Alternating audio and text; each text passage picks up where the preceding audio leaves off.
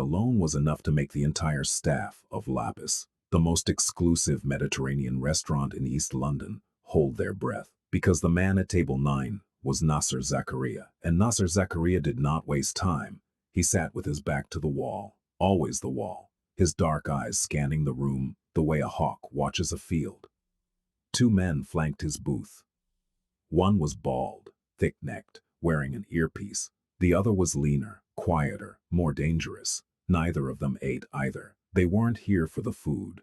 Nasser was 43, Jordanian by blood, raised between Amman and Marseille, educated in the back rooms of shipping yards and the basements of men who never gave receipts.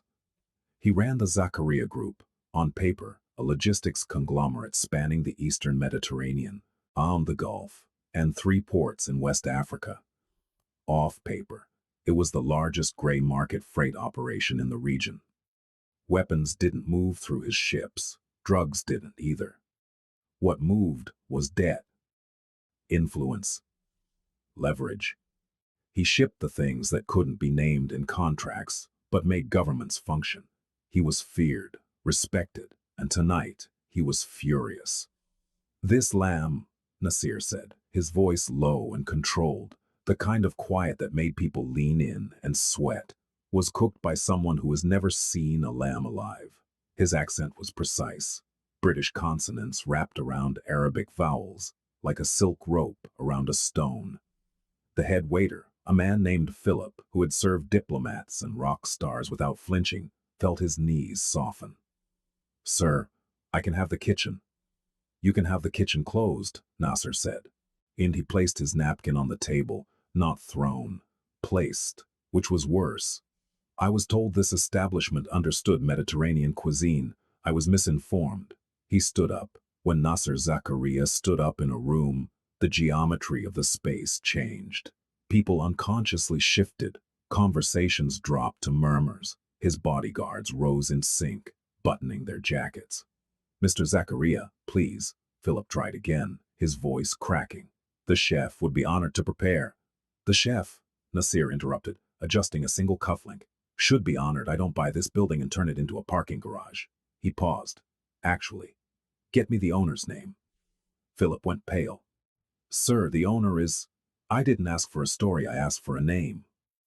The room was a held breath, and then a voice, quiet, steady, female, came from somewhere near the service station. "Al-Saba Miftah al-Faraj Yosidi, Waltam Yustahil Fursa Thaniya." Patience is the key to relief, sir. And the food deserves a second chance. The words weren't in modern standard Arabic. They weren't in Egyptian or Levantine or Gulf dialect. They were in a specific, almost musical cadence, a southern Jordanian Bedouin register, the kind spoken in the villages south of Karak, near the edge of Wadi Araba. The kind spoken by old women around fires. The kind Nasser hadn't heard since he was 9 years old, sitting on his grandmother's lap in a stone house that no longer existed. Nasser froze. His right hand, which had been reaching for his coat, stopped mid-air. The bodyguards noticed. They exchanged a glance. In 7 years of service, they had never seen their boss freeze. He turned slowly, standing near the service station, holding a tray of cleared dishes, was a woman in a black apron. In late 20s. Dark hair pulled back in a low ponytail, loose strands framing a face that was more tired than beautiful, though it was both. She had the kind of eyes that had seen too many late shifts, and not enough sleep, brown and deep and unblinking. Her name tag read, Noor. "What did you say?" Nasser asked. His voice had changed. The corporate frost was gone. Something raw had replaced it. Philip lurched forward. "Sir, I apologize. She's new. She's only been here 2 weeks. I'll have her removed immediately." "If you touch her," Nasser said without looking at Philip, "I will remove you permanently." He took a step toward Noor. "Where did you learn that dialect?" Noor set the tray down carefully. Her hands were steady, but her pulse hammered in her throat. She hadn't planned to speak. Though the words had come out of her the way a reflex makes you catch a falling glass, without thought, without permission. "My grandmother," she said in English now, her accent London-born, Hackney raised. "She was from a village near Tafila. She raised me until I was 12. "What village?" "Ain al-Baida." Nasir's jaw tightened. A muscle in his cheek moved. Ain al-Baida was 11 kilometers from where he was born. It was a cluster of stone houses in a valley so remote that most maps didn't bother to name it. The people there spoke a dialect that linguists had documented only twice. "What is your grandmother's family name?" he asked. Noor hesitated. There was something dangerous in the question, not threatening. Dangerous, the way standing at the edge of a cliff is dangerous. The answer could change gravity. "Habashne," she said. Nasir sat back down. He didn't ask to sit. He didn't gesture to the bodyguards. He simply sat as if the name had cut the strings, holding him upright. "Bring me tea," he said. "Sit with me."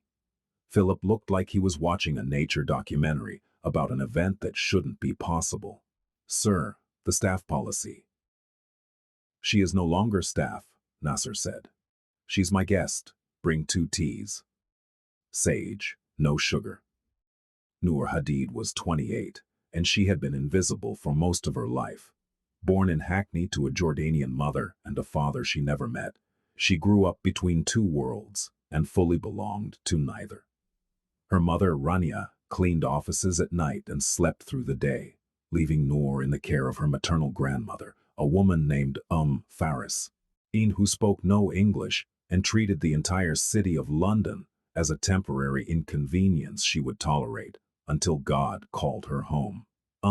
Faris had raised Noor on stories, not children's stories, real ones, stories about blood feuds in the valleys south of Karak, about men who smuggled gold across the Jordanian border during the Ottoman collapse, about a family called Zakaria that had once owned the largest trading route between Aqaba and Damascus before the wars, before the betrayals, before a man named Masan Zakaria was murdered in his own warehouse by someone he trusted like a brother.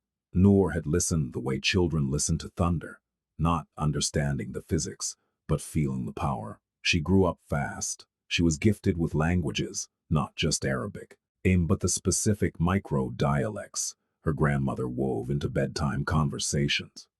By 16, she spoke English, Arabic, 3 dialects, French from a neighbor, and had begun teaching herself Farsi from library books. By 20, she had earned a scholarship to SOAS to study linguistics and translation. By 23, she was working for a small NGO translating witness testimonies from Syrian refugees. Then her grandmother died. Then her mother got sick, lupus, the kind that attacked kidneys slowly and bills quickly. The NGO lost its funding. Translation contracts dried up, and Noor, with a degree that made professors proud and landlords indifferent, found herself applying to restaurants. Lapis hired her because she spoke Arabic, and they occasionally had Gulf clients who preferred to order in their own language. She was a utility, a tool. She understood this. She had been a tool her entire life, useful, portable, and easy to put down when not needed. Until tonight, until she opened her mouth and stopped a storm. Nasser didn't drink the tea immediately. He held the glass in both hands, the way people from the villages held tea, cradling it, warming the palms, letting the sage scent rise. "Habashne," he said again, testing the name like a man pressing a bruise. "Your grandmother, was her name Fatima?" Noor's eyes widened. "You knew her?" "No, I knew of her family. The Habashne women were known in the valley. Healers, midwives." He paused. "My father used to say that when a Habashne woman told you something, you could bet your life on it. They didn't waste words." "She didn't," Noor agreed. "Yet she used to say that talking too much is the poor man's only expense." Nasser almost smiled. Almost. The muscles around his mouth moved, but years of discipline caught it before it surfaced. "Why are you working here?" he asked. "Because I eat food, and food costs money, and this place gives me money in exchange for carrying plates," Noor said flatly. The bodyguard on the left, the lean, dangerous one, coughed to hide something that might have been a laugh. Nasser glanced at him. The cough died immediately. "You have a linguistics degree," Nasser said. It wasn't a question. "How do you know that?" because nobody speaks Wadi Araba dialect in London unless they studied it formally or were raised in it. You were raised in it and studied it.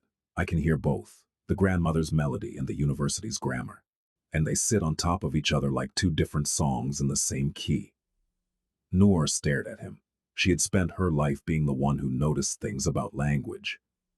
Nobody had ever noticed things about hers. I want to offer you a job, Nasir said. I have a job. You have a job carrying plates for a man who would have fired you 10 minutes ago for speaking to a customer. I'm offering you something different. What? I need a translator. Not a corporate one. I need someone who understands dialects, the ones that don't appear in textbooks, the ones that tell you where a man really comes from, not where he says he's from. That sounds like intelligence work. It sounds like linguistics, Nasir said. Whether it becomes intelligence depends on what we find. Find where? Nasir set down his tea. He looked at her for a long moment, and Noor saw something behind the authority and the control, something that looked like a wound that had been dressed but never healed. I'm looking for someone, he said. A child, my brother's child. She was taken from us 8 years ago, and every lead I've followed has turned to ash. But 3 weeks ago, I received a recording, 30 seconds of audio, of a girl speaking a dialect I couldn't place. My linguist in Amman couldn't place it either. But it was close. Close to home. Close to the valley. He reached into his jacket and produced a phone. He pressed play. A child's voice filled the space between them. A girl, maybe 10 or 11, speaking quickly, nervously, in a dialect that was fractured. Pieces of Levantine Arabic mixed with something coastal, maybe North African. But with a melodic undertone that Noor's trained ear caught immediately. Her breath stopped. Play it again, she whispered. He did. Noor closed her eyes. She listened the way her grandmother had taught her to listen, not to the words, but to the music beneath them. Every dialect was a song. Every region had its own rhythm, and buried inside this girl's broken, patched-together speech was a ghost note, a single vowel shift, a specific way of pronouncing the letter quaf as a glottal stop that was unique to exactly one place on Earth. She's from the valley, Noor said, opening her eyes. Originally, but she's been moved multiple times. The coastal layer is Algerian, Oran, maybe Annaba. The syntax break suggests she was around Turkish speakers for a while. She's been passed through at least 3 countries. Nasser stared at her. My linguist spent 2 weeks on that recording. He gave me Egyptian, or Libyan, maybe Tunisian.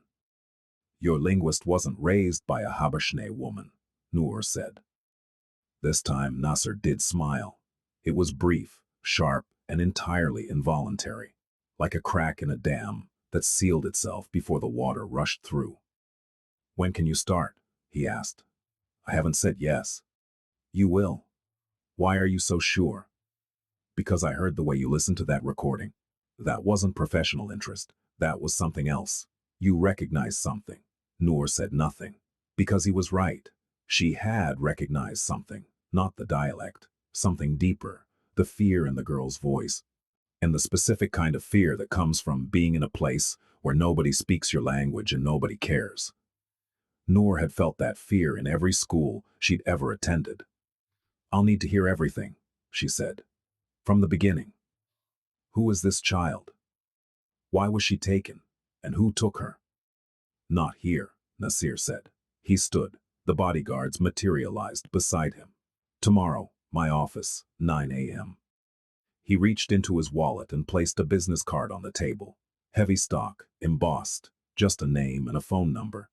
Then he pulled out a stack of cash, far more than the meal, far more than a tip, and placed it beside his untouched plate. For the lamb, he said. It was terrible, but I'm glad I came. He walked out. The bodyguards followed. The room exhaled. Philip rushed over to Nar. What the hell did you say to him? Oh, what language was that? Are you insane? Noor picked up the business card. She turned it over in her fingers. I told him to be patient, she said. And he listened. The Zakaria group occupied the top 4 floors of a glass tower in Canary Wharf. From the outside, it looked like every other financial building. Clean, cold, designed to make humans feel small. But inside Nasser's private floor, the aesthetic shifted. Hand-woven Jordanian rugs, a brass Dala coffee pot on a side table, calligraphy on the walls, not decorative but passages from pre-Islamic poetry, the old stuff, the desert stuff, about longing and exile and the weight of bloodlines. Noor arrived at 8:47 a.m. She was early because her mother always said that being on time was being late, and being late was being dead. Nasir was already there. He looked like he hadn't slept. He wore a charcoal suit with no tie, and he was standing by the window, looking out at the Thames, the way generals look at battlefields. "Sit," he said. She sat. He didn't ease into it. He spoke the way he did everything, directly, precisely, leaving no room for misunderstanding. "My brother's name was Karim," Nasir said. "He was 6 years older than me. Smarter, kinder. Our father built the Zakaria Group from nothing, a single shipping route between Aqaba and Jeddah, running construction materials after the Gulf states started building. By the time I was born, we had 12 routes and a fleet of 43 vessels." He turned from the window. "Oh no, my father was murdered when I was 14, shot in his warehouse in Marseille. The police called it a robbery. It wasn't. It was orchestrated by a man named Victor Salan." The name landed in the room like a dropped blade. Salan was my father's business partner. French-Lebanese. He handled the European side of operations, ports in Marseille, logistics hubs in Rotterdam, banking relationships in Zurich. He was charming, educated. He wore beautiful suits and quoted Camus at dinner parties, and he had been embezzling from the company for a decade. When my father discovered it, Salan didn't run. He didn't negotiate. He had my father killed and immediately moved to seize control of the European assets. He had prepared, forged documents, bought judges, compromised port officials. Within 6 months, he controlled 60% of the company's revenue stream. Nasir sat down across from Noor. Karim fought him. Legally at first. Then through other means. Karim was not like me. He believed in systems, in courts, in justice. But when the courts failed, when Salan's lawyers made evidence disappear and witnesses relocate, Karim went underground. He gathered proof, real proof, recordings, financial trails, enough to destroy Salan. What happened to Karim? "He disappeared," Nasir said. The word was flat, clinical, but his hands, clasped together on the desk, tightened until the knuckles whitened. 11 years ago, he was in Istanbul, meeting a source who had access to Salan's Swiss accounts. He checked into a hotel under a false name. By morning, the room was empty. No body, no blood, no trace. "And you believe Salan?" "I don't believe. I know. Salan made Karim vanish. But before he disappeared, Karim did something that Salan didn't expect." Nasser opened a drawer and pulled out a worn manila folder. Karim had a daughter. He placed a photograph on the desk. It was old, slightly faded. A toddler, maybe 2 years old, sitting on a woman's lap. The woman had dark eyes and a guarded smile. The child was laughing, reaching for something outside the frame. "Her name is Yasmin," Nasir said. "She was born in Istanbul in 2015. Her mother was a woman named Dina Khoury, Palestinian, a journalist. They weren't married. Karim kept the relationship secret to protect them both. I didn't know Yasmin existed until 3 years after Karim disappeared, when Dina sent me a letter through a series of intermediaries so convoluted it took 4 months to reach me." "What did the letter say?" "That she was running.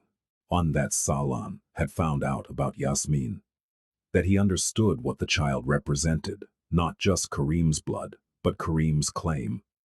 Under our family's trust structure, my father's original charter, the firstborn child of the firstborn son inherits controlling interest in the foundation that holds 41% of the Zakaria Group."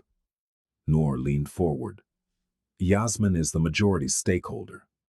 She's the only legitimate heir to the foundation. I control the operations. I built the empire back from what Salon stole.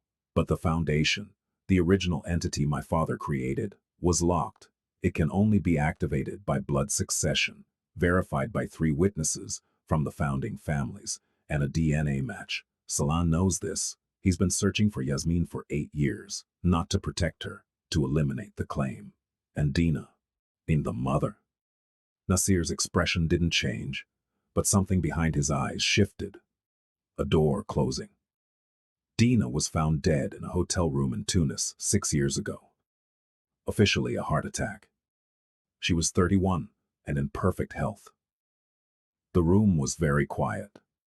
I have spent 8 years and more money than some countries' GDP trying to find Yasmin, Nasir said. Every trail goes cold. Salon has resources, not just money, but connections in intelligence agencies, port authorities, immigration offices. He can make people appear and disappear from databases. He's done it before. But the recording, Naur said. The recording. Nasser picked up his phone. 3 weeks ago, one of my operatives in Algeria intercepted a phone call from a care home in Oran, a charity-run facility for displaced children. And the call was between a staff member and someone in Geneva, someone using a phone registered to a shell company I've linked to Salon's network. During the call, in the background, you can hear children, and one child, for approximately 30 seconds, is singing. Singing, Noor repeated. A lullaby. A specific lullaby. One that my grandmother sang. One from Ain al-Baida. Noor felt the room tilt. That's why you reacted to me. In the restaurant. I spoke the dialect of the villages where that lullaby comes from. I've been surrounded by people who speak Arabic my entire life, Nasir said. Corporate Arabic, diplomatic Arabic, the Arabic of boardrooms and lawyers. Nobody speaks the Arabic of home. When you opened your mouth in that restaurant, I heard my grandmother's voice for the first time in 34 years. He slid the folder across the desk. I need you to go to Oran. I need you to find this care home, find this child, and confirm, through the dialect, through the songs she knows, through whatever linguistic fingerprint she carries, whether she is Yasmin. Why me? You have operatives. You have resources. Because operatives carry guns and suspicion. They walk into a children's home and every door closes. I need someone who can walk in and speak to a child in the language of her grandmother. I need someone the child will trust. Noor looked at the photograph. The toddler's laughing face. The mother's guarded eyes. If she's there, Noor said slowly, and Salon has people watching that facility, which he does, and if his network made that call, then the moment I walk in asking questions, I'm a target. Yes. And you're telling me this because you deserve the truth. I won't lie to you. I've lied to enough people in my life, and it has cost me everything except the ability to recognize someone who doesn't deserve to be lied to. Noor stood up. She walked to the window. The Thames was gray and slow, carrying barges and history. How much does this pay? She asked. Name your figure. My mother's medical bills, all of them, past and future, and her flat. She's about to be evicted. A new lease, somewhere clean, with an elevator because she can't do stairs anymore. Done. And I want access to everything, every file, every operative's report, every dead end. I don't work in the dark. Done. And if I find Yasmin, when I find her, she doesn't become a chess piece. She's not a corporate asset. She's a 10-year-old girl who's been alone for most of her life. She gets protected first, used never. Nasser looked at her for a long time. My brother would have liked you, he said quietly. I hope so, Noor said, because I'm about to risk my life for his daughter. The flight to Oran took 3 hours from London, but Noor felt the distance in centuries, from the glass and money of Canary Wharf to the crumbling pastel buildings of Algeria's second city, where the Mediterranean crashed against a shoreline that smelled of diesel and jasmine and memory. She traveled under her own name, no cover story, no false identity. Nasir's head of security, the lean, quiet bodyguard from the restaurant, whose name was Faris, had argued against this vehemently. If Salon's people are monitoring the facility, they'll flag any foreign woman asking questions, Faris had said. And if I show up with a fake passport and a cover story and they check, I'm done, Noor had replied. I'm a translator. That's what my papers say. That's what I am. I'm going to Oran to do linguistic fieldwork for a university project on displaced children's dialect preservation. It's boring enough to be true. Faris had looked at Nasir. Nasir had looked at Noor, and for the second time he'd almost smiled. Send her, he said. Give her a phone with a direct line to me. Nothing else. The care home was called Dar al-Amal, the House of Hope. It sat on a hill above the old port. It's a converted colonial villa with peeling yellow walls and a courtyard where children played between olive trees that had been planted before the French left. Noor arrived on a Tuesday morning. She wore linen trousers, a plain blouse, and carried a leather satchel with a notebook, a voice recorder, and the kind of academic credentials that made bureaucrats relax. The director was a woman named Madame Benzion, 60, iron-haired with the skeptical eyes of someone who had seen too many people arrive with promises and leave with nothing. You want to study how the children speak, Madame Benzion said, peering at Noor's university letter over reading glasses. Specifically, how displaced children retain or lose their home dialects, Noor said. It's for a comparative linguistics study. I'd be observing conversational patterns. A recording. With your permission and the children's consent. Short interviews. Nothing invasive. The children here have been through enough invasions, Madame Benzion said. But she signed the form. 1 week. You don't photograph faces. You don't use real names in your paper. And if any child says stop, you stop. Agreed. The first 2 days, Noor did exactly what she said she would. She sat in the courtyard, in the dining room, in the schoolroom, and she listened. She spoke to children in Arabic, in French, in the soft Algerian dialect she'd picked up from a neighbor in Hackney. She was patient. She was warm. She was genuinely interested. By the 3rd day, the children came to her. There were 41 of them, ages 4 to 16. Most were Algerian, from the south, from the conflict zones, and from families broken by poverty or violence. A few were Libyan. 2 were Syrian. And 1, a girl who sat apart from the others, who read books during playtime, who flinched when adults moved too quickly near her. 1 was different. Her name, according to the records, was Salma. Age listed as 10. Origin listed as unknown, found in Tunis, 2021. Noor noticed her on the first day, not because of anything visible, because of something audible. During lunch, the girl had whispered to herself while eating, a habit of lonely children, narrating their own actions to fill the silence. And in that whisper, Noor heard it. The ghost note, the vowel shift, the glottal stop on the qaf. It took every ounce of discipline Noor possessed not to go directly to the girl. Instead, she waited. She built trust with the other children first. She let Salma observe her from a distance, the way feral cats observe before they approach. On the 3rd afternoon, she sat on a bench near where Salma was reading and began humming. Not just any tune, a lullaby. The lullaby from Nasir's recording, a melody from the stone villages south of Karak, about a mother telling the wind to carry her voice to a child who was far away. Noor hummed it softly, as if to herself, as if she'd forgotten anyone was listening. She felt, rather than saw, the girl's head turn. A minute passed, then 2. Then a small, cautious voice said, in Arabic so broken and beautiful, it made Noor's chest ache. My mother used to sing that. Noor didn't look up immediately. She kept humming. Then she stopped, as if noticing the girl for the first time. You know this song? Noor asked gently. Etienne, the dialect of the valley. Salma's eyes went wide. Her book slipped from her fingers. Nobody in her entire remembered life had spoken to her in that sound. That specific music of language. It was the sound of a time before the running, before the strange homes and stranger faces, before she forgot what safe felt like. Where did you learn that? The girl whispered. My grandmother taught me, Noor said. She was from a village in Jordan, a place with stone houses and olive trees, and women who knew every star by name.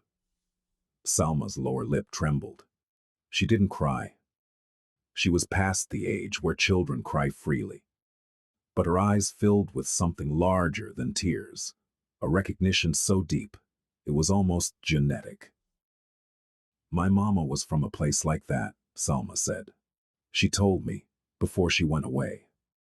Naur's heart hammered, and she kept her voice even, her body still, the way you stay still when a frightened bird lands on your hand. What did your mama tell you about that place? Noor asked. She said there was a house on a hill, and a tree in the yard that was older than God. And that one day, when it was safe, she would take me there. Did she tell you the name of the village? The girl shook her head. Then she stopped. Her brow furrowed. She told me a word. She said it was the name, but I should never say it to anyone. She said it was a secret. You don't have to tell me, Noor said. The girl looked at her for a long time. Something passed between them. Not information, not strategy, but something ancient and female and sure. Ain al-Baida, the girl whispered. Noor closed her eyes. The world rearranged itself. She had found Yasmin. In that night, Noor called Nasir from the roof of her hotel, a concrete block 3 streets from the care home. The night air was warm and carried the sound of ships in the harbor. It's her, Noor said. Silence on the line. Then a breath, controlled, deliberate, the breath of a man who had trained himself never to react. How certain are you? She knows the lullaby. She knows the village name. Her dialect markers match. The base layer is southern Jordanian, overlaid with Tunisian and Algerian acquisition patterns consistent with a child moved through those regions between ages 3 and 7. And Nasser. Noor paused. She looks like the photograph, the one of her mother, the same eyes. More silence. Then, very quietly. Is she safe? For now. The care home is legitimate. Madame Benzian runs it well. But there's a man. I've seen him twice. Sits in a car across the street. Different car each time. Same driver. He watches the entrance. Salon's people. That's my assumption. They're not here to take her. They're here to make sure she stays. As long as she's a nameless orphan in an Algerian care home, she's neutralized. No identity, no claim, no threat. How did they get her there? I don't have the full picture yet, but based on what Yasmin told me, her mother moved them through Tunis, then into Algeria. At some point, the mother was taken. Yasmin said she went away, and someone brought Yasmin to Dar al-Amal with falsified intake papers. The director has no reason to suspect anything. As far as she knows, Salma is just another abandoned child. We need to get her out, Nasir said. Not yet. If we pull her now, with a surveillance team watching, Salon will know. He'll know you found her, and he'll escalate. We need the legal claim first, DNA verification, and we need to neutralize whoever is feeding Salon information from inside the system. What do you suggest? I need more time with her.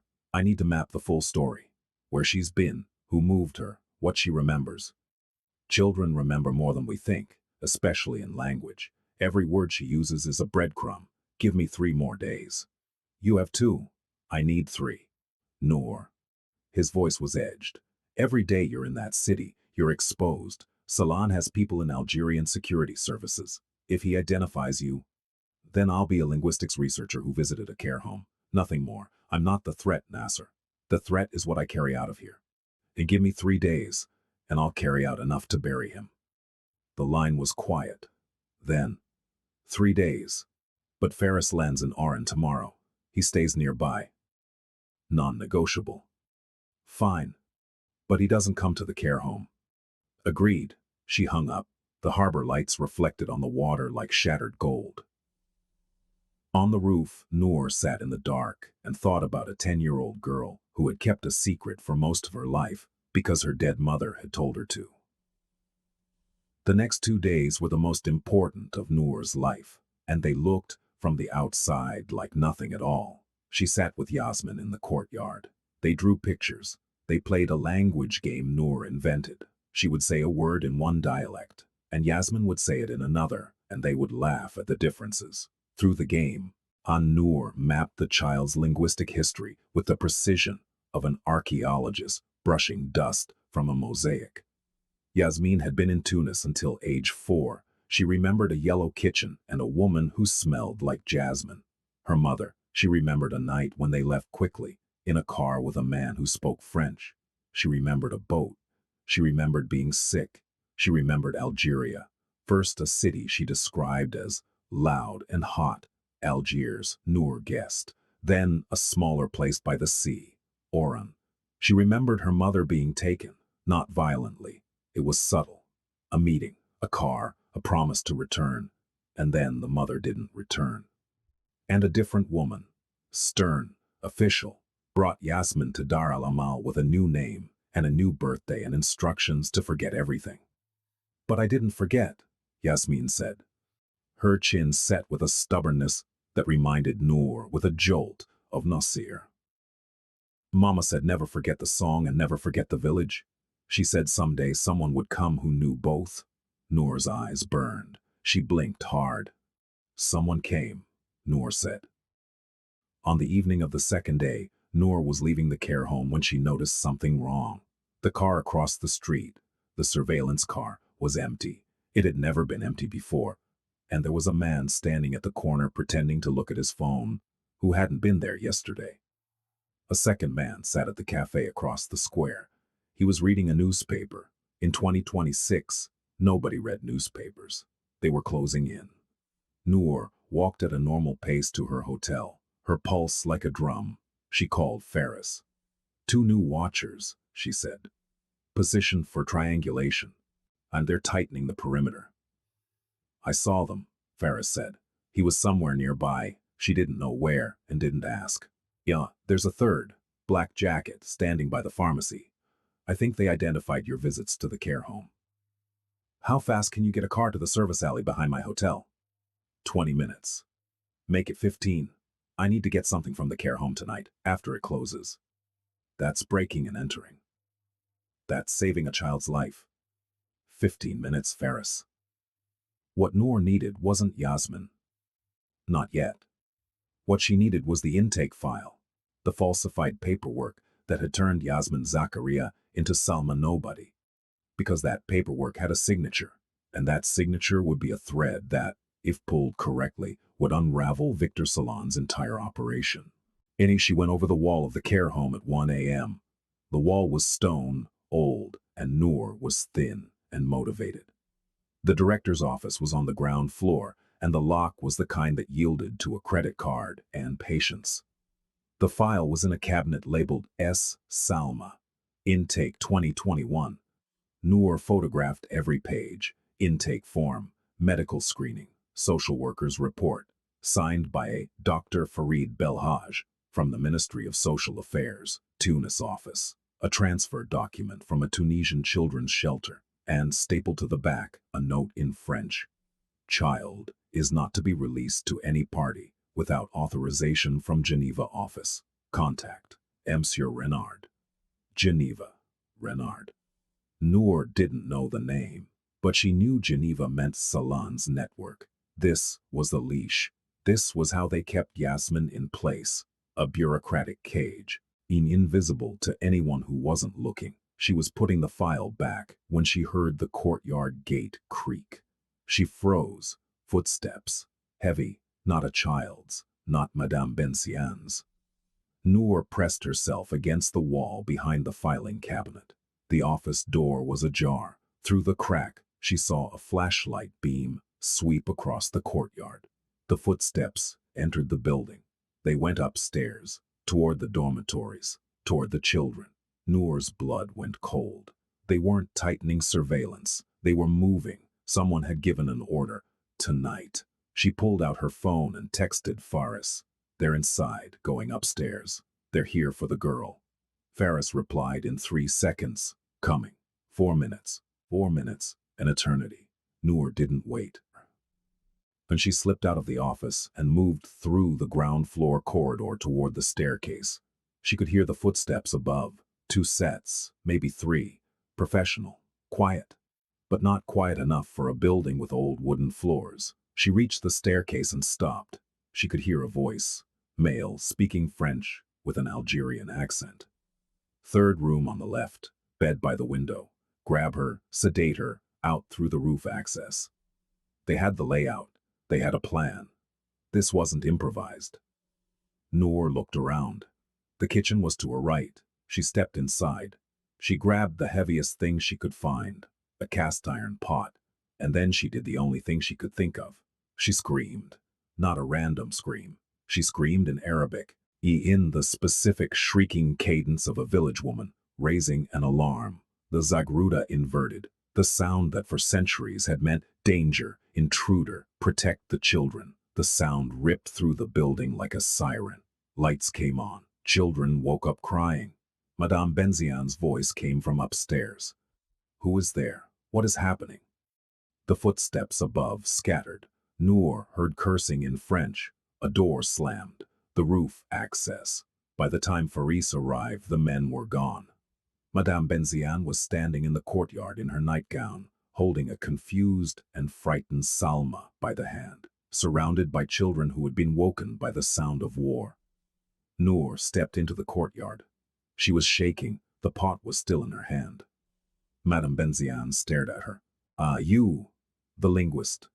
Well, what are you doing in my building at 1 in the morning? Noor set the pot down. She looked at Yasmin. The girl looked back at her with those enormous, knowing eyes. Saving her, Noor said. And I need to tell you everything. Victor Salan lived in a villa overlooking Lake Geneva. The villa had been built in 1923 by a Swiss banker who'd profited from both sides of the First World War, and Salan found the symmetry fitting. He was 61, lean, silver-haired, with the kind of face that aged well because it had never carried the weight of conscience. He received the call at 6:14 a.m., Geneva time. The extraction failed, the voice said. Someone was inside the facility. A woman. She raised an alarm. Salan sipped his espresso. Who? We're running her. British national. Arrived 5 days ago under academic credentials. SOAS. Linguistics. Linguistics, Salan repeated. He set the cup down. That's not a coincidence. Sir, Zakaria sent her. He's been searching for the girl for years. He found a linguist because he received the audio. Yes, I know about the intercepted call. I know everything that happens in that facility except, apparently, how to prevent a single woman from walking through the walls at night. The line was quiet. Find her name, Salan said. Find her connection to Zakaria. And find her before she gets the girl out of the country. If the child reaches British soil or Jordanian soil with a DNA test and that intake file, we are finished. The intake file? She was in the director's office. Assume she photographed everything. The Belhaj signature, the Geneva directive, all of it. That means she has the thread. If she's as smart as Zakaria thinks she is, she'll follow it. Orders. Salan looked out at the lake. The water was still as glass. The woman is a problem, he said. Solve it. But the child must not be harmed. If the child dies, the claim passes to Nasser directly under Jordanian inheritance law. The child needs to stay alive and stay invisible. Relocate her. Tonight. Use the Tunis route. And the director of the facility? She'll ask questions. Pay her or threaten her. Preferably both. I don't care about an Algerian civil servant's feelings. I care about my 41%. He hung up. He finished his espresso. He placed the cup in the sink. He always cleaned his own cups. It was a point of discipline, and walked to his study. On the wall hung a photograph, not framed, pinned casually, as if it were a reminder rather than a trophy. It showed 2 men at a port. One was Nasser's father, Hakim Zakaria, young and broad-shouldered, laughing. The other was Salan, also young, also laughing. They had been friends, genuinely. Salan had loved Hakim the way men love the friends of their youth, completely, irrationally, and with the certainty that it would last forever. But Hakim had been careless. He had trusted the wrong people, Not Salon, but the Jordanian partners who whispered to Hakim that the European operations were a liability, that Salon was skimming. Hakim had believed them. He had confronted Salon. Not with lawyers. With accusations. In front of others. Publicly. The humiliation was absolute. Salon had tried to explain. He had begged. For the first and last time in his life, he had begged. And Hakim had turned his back. After that, the betrayal wasn't business. It was personal. And personal betrayals, Salon had learned, could only be resolved personally. He looked at the photograph. "You should have listened, old friend," he said softly. "We could have had everything." Then he went to his desk and began making calls. Noor had two advantages that Salon's people didn't expect. The first was Madame Benziane. When Noor told her the truth, all of it, from the falsified papers, to the surveillance car, to the men on the roof, the old woman didn't panic. She didn't disbelieve. She sat very still, looked at the intake file, and said, "I knew. I didn't know the details, but I knew something was wrong with this child's story. Children who are truly abandoned don't keep secrets the way she does. Abandoned children are open wounds. She was a locked box. Will you help me? I've spent my life protecting children from the consequences of men's greed. Tell me what you need." The second advantage was Faris. Nasser's bodyguard was more than muscle. He was former Jordanian intelligence, Mukhabbarat, recruited by Nasser after a decade of service because Faris was the kind of man who could disappear in a crowd and reappear behind you. He had spent the night building an exit route that avoided every port, airport, and border checkpoint that Salon's network could monitor. "Overland," Faris said, spreading a map on the hood of a rental car at 4 a.m. "South from Oran, through the Saida province, then east toward the Tunisian border at a crossing point used by Tuareg traders. No cameras, minimal military presence. From there, on we fly out of Djerba on a charter. Nasir is sending the plane." "That's a 12-hour drive through the desert with a 10-year-old child," Noor said. "It's a 12-hour drive through the desert, or a 2-hour wait at Oran airport where Salon has people in customs." "Desert it is," Madame Benziane prepared Yasmin. She didn't tell her everything. The child was 10, and 10-year-olds don't need the full weight of geopolitics on their shoulders. She told her that a woman had come to take her somewhere safe, somewhere her family was waiting. "What family?" Yasmin asked. She was sitting on her bed, her few possessions, 2 books, a plastic bracelet, a drawing she'd made of a house on a hill, packed in a cloth bag. Noor knelt in front of her. She spoke in the dialect of the valley. "Your father had a brother. His name is Nasir, and he has been looking for you since before you can remember. He has never stopped." "Is he a good man?" Noor thought about Nasir. About the controlled fury, the precision, the empire built on gray morality and iron will. About the photograph he kept in his desk drawer. About the way his voice broke, just slightly, when he said his brother's name. "He's a complicated man," Noor said honestly. "But he loves you. And in my experience, love and complication usually come together." Yasmin considered this with the seriousness of a Supreme Court justice. Then she nodded. "Okay, but I'm bringing my books." "You're bringing your books." They left at 5 a.m. Faris drove. Noor sat in the back with Yasmin.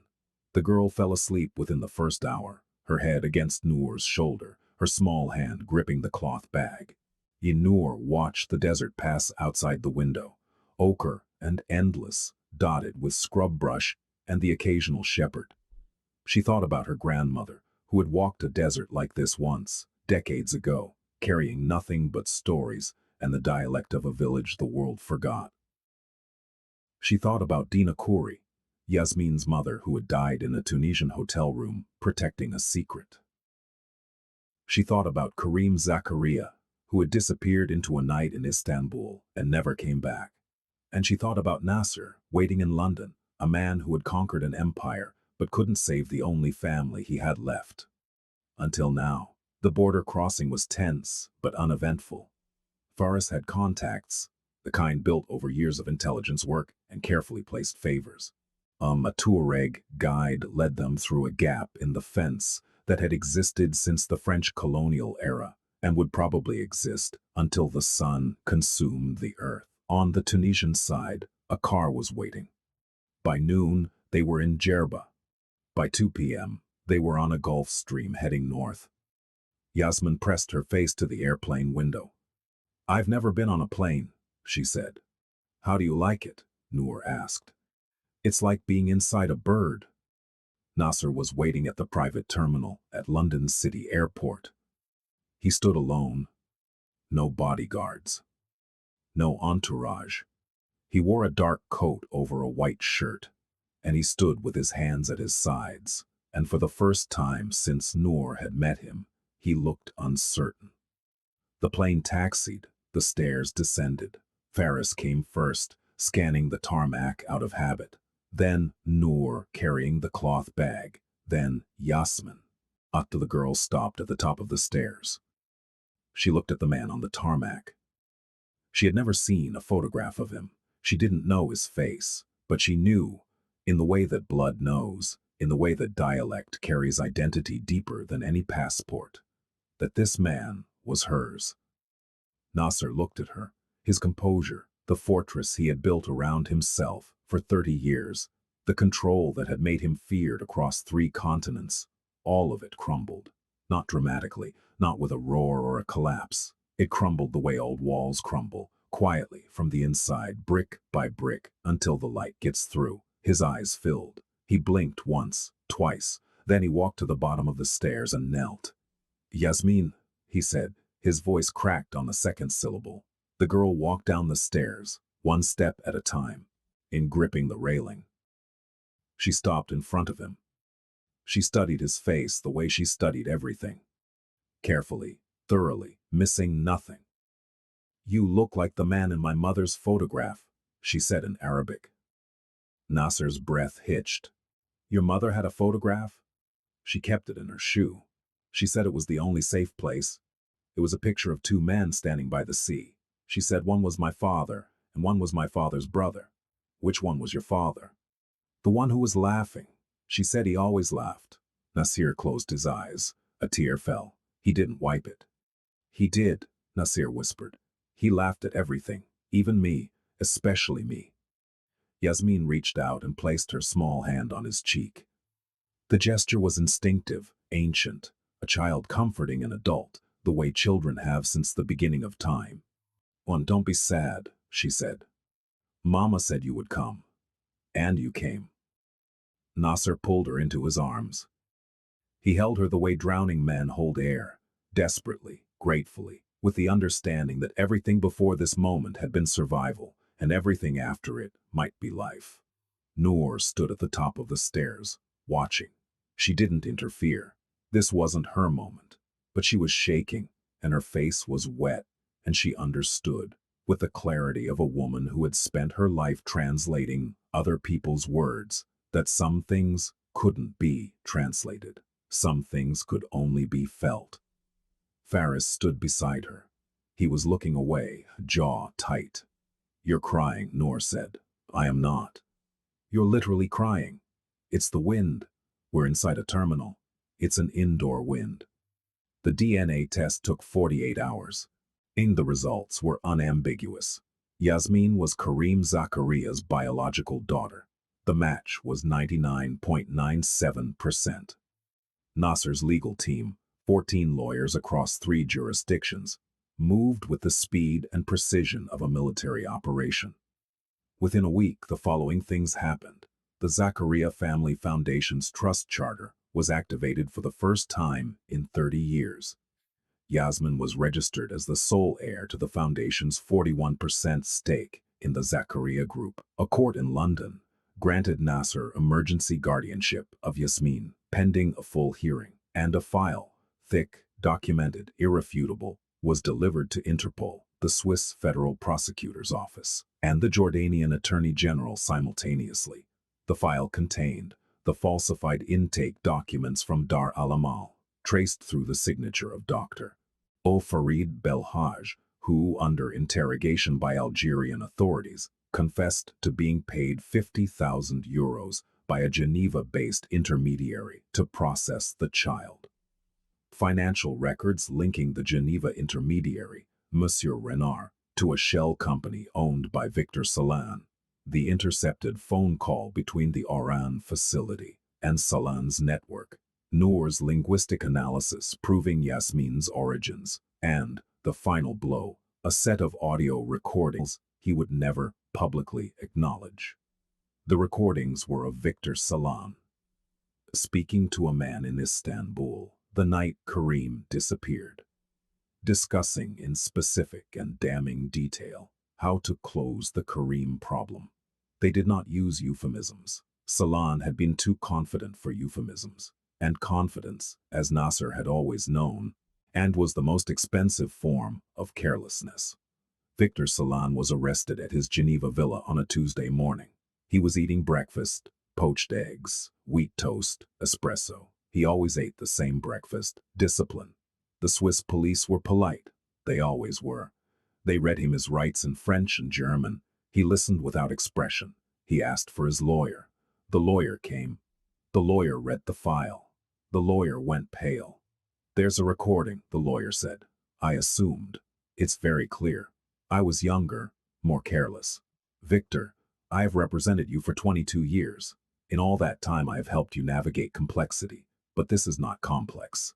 This is a recording of you ordering the abduction and murder of a man, the subsequent abduction of his child, and the assassination of the child's mother.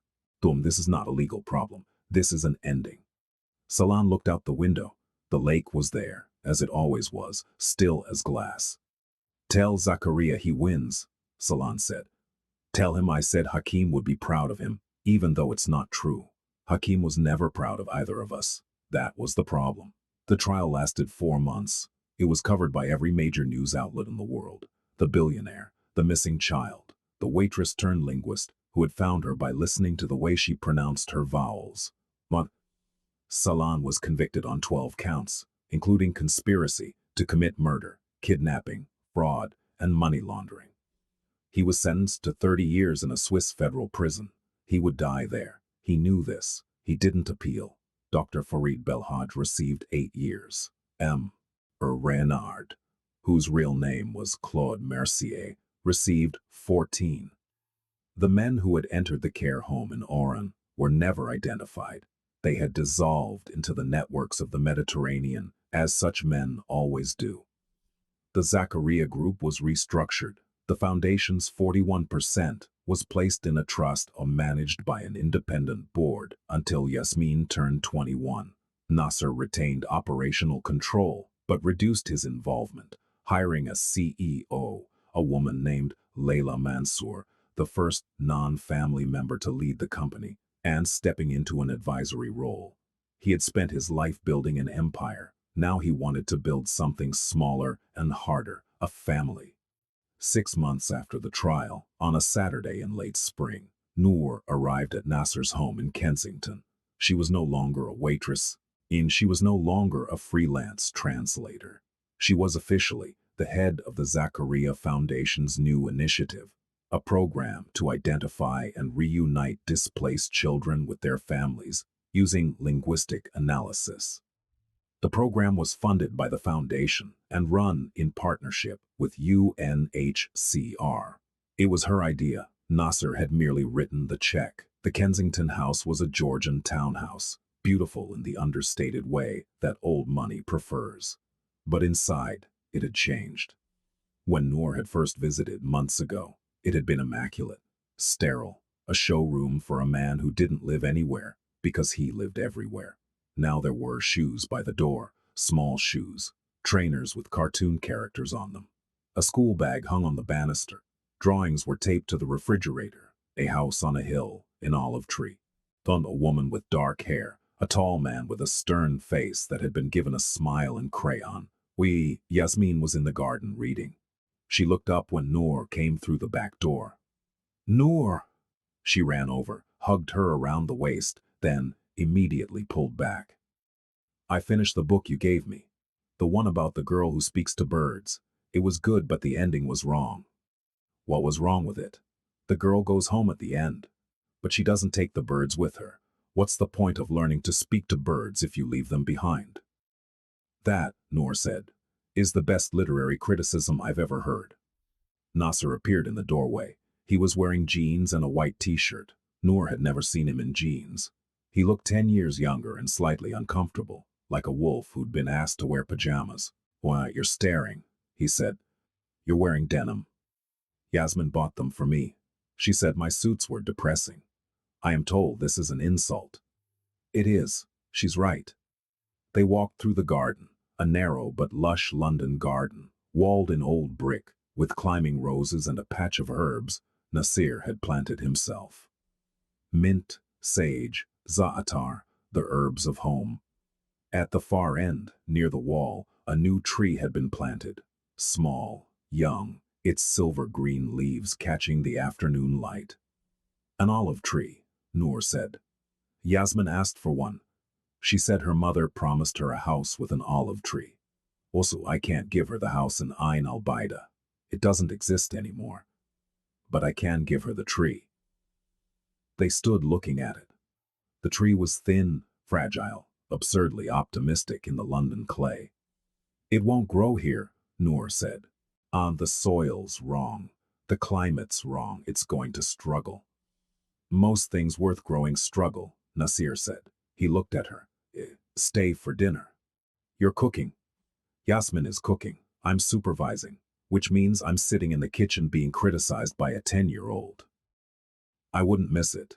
They walked back toward the house. Nasir's hand brushed hers, not grasping, not holding, just brushing.